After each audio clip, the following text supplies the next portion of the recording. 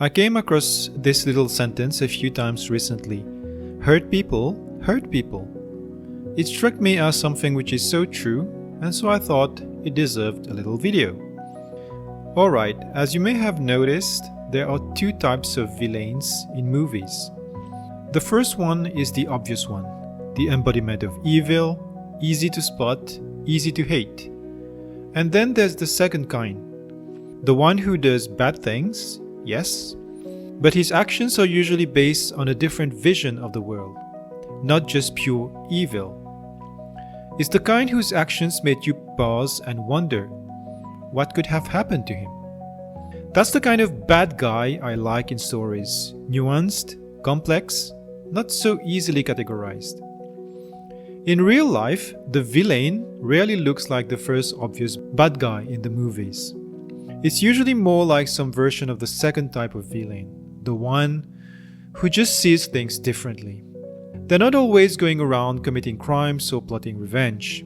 Sometimes they're just selfish, or manipulative, or hypocritical, or the office gossip.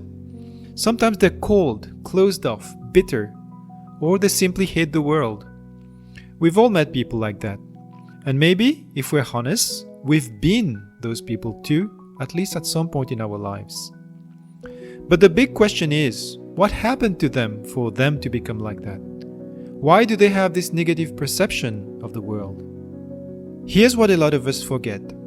Behind every harsh word, every cruel act, every wall someone builds around themselves, there's always a story, a trauma, a betrayal, a moment where life hits too hard and something inside them shifted. And ever since then, they've been living in defense mode.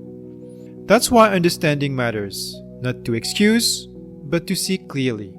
To protect ourselves, yes, but without adding more poison to the world. Imagine someone you know at work. Cold, manipulative, uncooperative, always bad-mouthing others, stealing ideas, feeding on other people's mistakes. Easy to hate, right?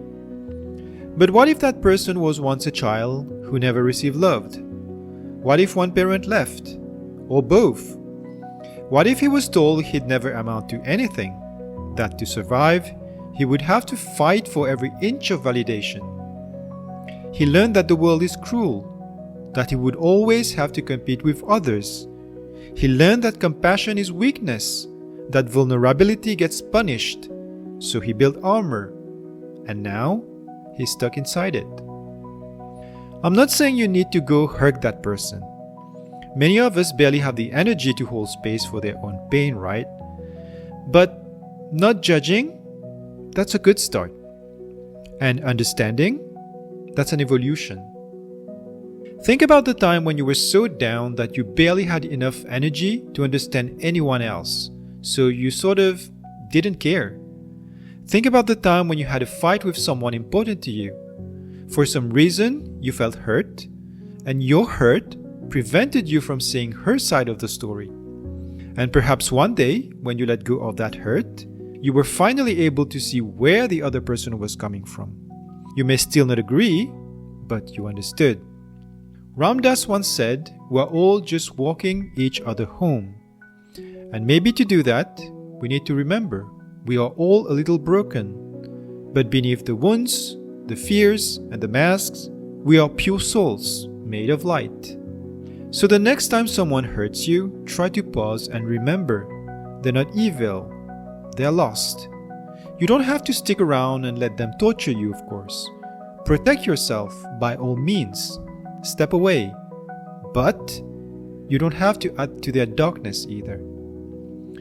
And if we all remembered that a little more often, maybe, just maybe, the world might start to heal a little faster.